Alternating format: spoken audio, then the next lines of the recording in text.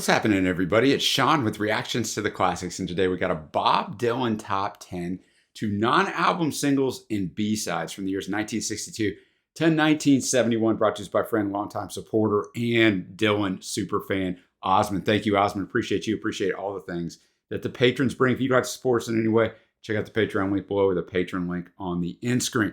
So this is going to be part one because obviously we're going to have ones that range from 1972 and on. Osmond says, Bob Dylan is the kind of artist who has always been more successful and known for his albums than his singles, which is very true. And especially some of the songs that have been, quote, buried on the B-sides of singles and even some of the A-sides from the 1980s are today even more obscure than many of the outtakes from his albums. That does not mean that there are no gems on his singles. I've included all his non-album singles and non-album B-sides on this list and the second part. The only ones I have excluded are live tracks of songs featured on his albums that are included as B-sides.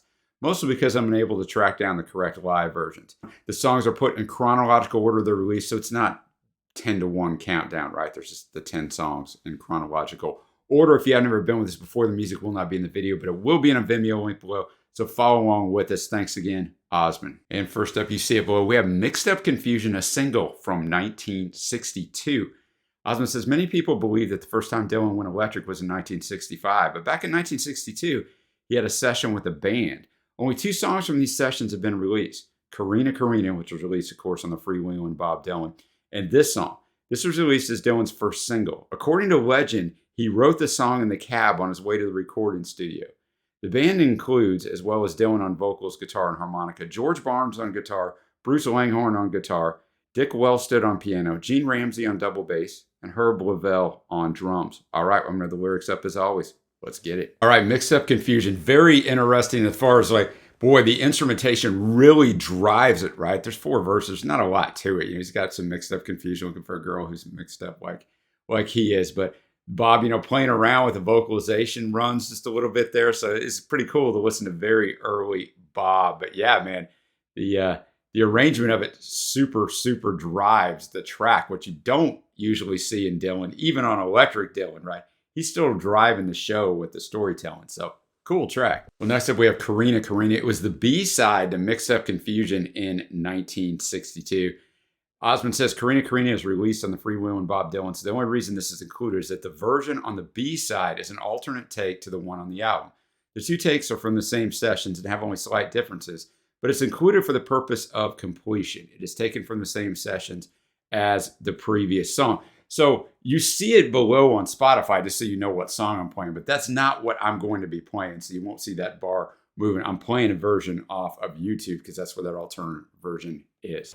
All right, Karina Karina, definitely, even though it's the same recording sessions as Osmond mentioned, this is the Dylan you know, right, where he's driving and the instrumentation, the harmonica, the stuff in the background is secondary to him driving it through the storytelling. And you know, this is a song that he actually didn't write, one of 2 songs on the freewheeling that he didn't write, but there's even some lines in here that are from the great Robert Johnson. You know, he's basically just looking for Karina Karina, you know, and his life doesn't mean a thing without her. You know, a shorter Dylan song because it's back in the day. Next up, we have Positively 4th Street, single in 1965.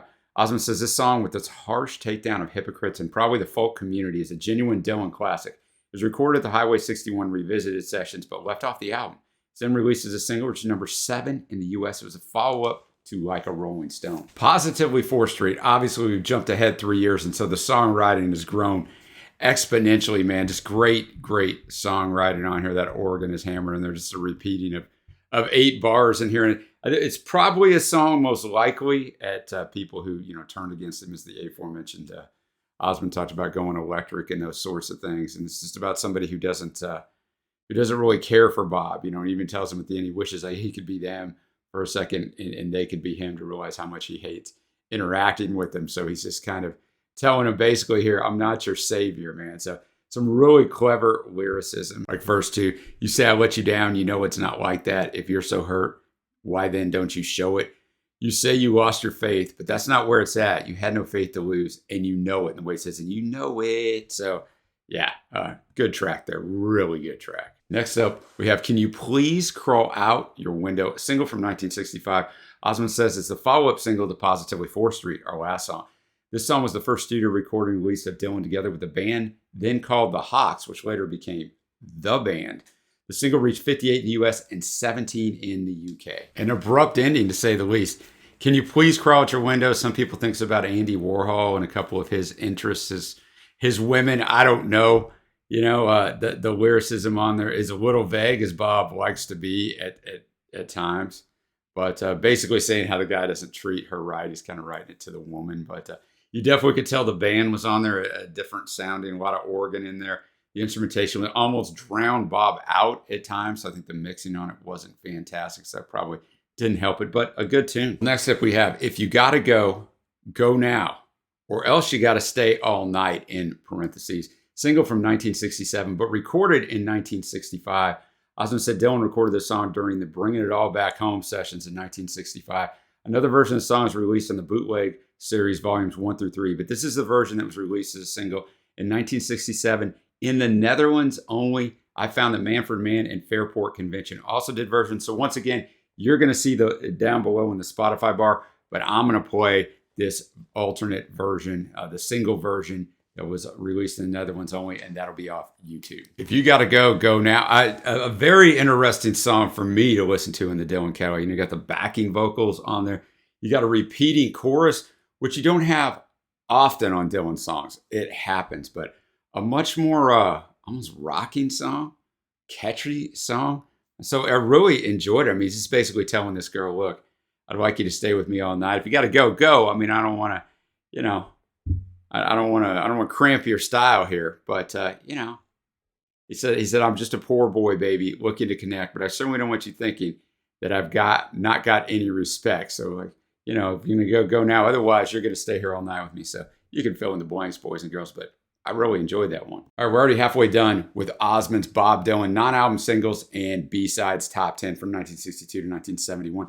Next up, we have Tomorrow Is a Long Time, B-side to If Not For You in 1971, recorded live at New York Town Hall, April 12th, 1963. Osmond says, I'm not including a live version of songs used as a B-side, except for this one, since this is also a non-album song. Apart from the inclusion on this single, songs were released on Bob Dylan's Greatest Hits Volume 2 in 1971, and on the Australian Masterpieces collection. Tomorrow Is a Long Time. Obviously, it's dialed back from some 1963, and Bob sounds very pure on this. His voice, you can tell it's different, but just a beautiful performance with the acoustic, and just some really good songwriting here. 1963, our first tracks, there wasn't as much to them, even though they were from around this time period. But he's basically just talking about missing this girl and just the ways that he misses her in a way that only Dylan can do it. I can't see my reflection in the waters in verse 2. I can't speak the sounds that show no pain. I can't hear the echo of my footsteps, or can't remember the sound of my own name. So he's slowly devolving into, depression, and just he doesn't even know who he is without her. So I just thought that was some really good songwriting. I mean, there's a ton of good songwriting in here. It's Dylan, the greatest songwriter, I will say, of all time, and it's not even close, right? The chasm between him and whoever you have at number 2, it's not even close. Just my 2 cents on that one. Now we got Watching the River Flow, a single in 1971. Osmond says this song, about Dylan's writer's block at the time, was released as a single, as well as included on Bob Dylan's Greatest Hits Volume 2, released in 1971. The song was produced by the great Leon Russell. Watching the River Flow, great guitar work on that one. Dylan definitely sounded different because we fast forwarded several years from the previous tracks, and he's watching the river flow, so he's out, and it's got some double meaning in here, right? I think, it's all interpretation. What's the matter with me? I don't have much to say. So the writer's block, but plus he's not doing, the political activism so much anymore. And so he's out watching the river flow, yet he'd rather be back in the city. So kind of a different play on what most people would write when they're city. They'd write to be out in nature and at peace, right? He's the opposite here. And just talking how that river's always flown. That's kind of the repeating theme here. As long as it does, I'll just sit here and watch the river flow. It's something about people disagreeing everywhere you look and all these other things, but he's just going to sit here and watch that river flow. So thought it was good, and I thought it was definitely a different look into him as we're progressing through this list. Well, we got 3 tracks left. Next up, we have Spanish is the Loving Tongue, B-side of Watching the River Flow in 1971. Osmond says, this song was subsequently released on the album Dylan in 1973 and in an outtakes version on Another Self-Portrait in 2013. But this single version is not the same version as either the one on Dylan or Another Self-Portrait. My opinion is that this version, with Dylan alone at the piano, is his best version of the song. The song is based on a 1907 poem by Charles Badger Clark called A Border Affair. The poem was set to music by Billy Simon in 1925. So this will be the last one that I have down below in the Spotify bar, but I'm going to play the YouTube version. Spanish is the love tongue. Just Dylan on the piano, as Osmond mentioned, and I think it gives this song so much power, right? And he's just talking about this Spanish lover that he had. And he still says her Spanish love songs, even though Bob doesn't look like much of a lover. And, you know, she'd listen out for him, but he hasn't seen her since that night because he can't cross that line. But he says, still, I always kind of missed her since that last sad night I kissed her, broke her heart, lost my own. So really good writing on that one.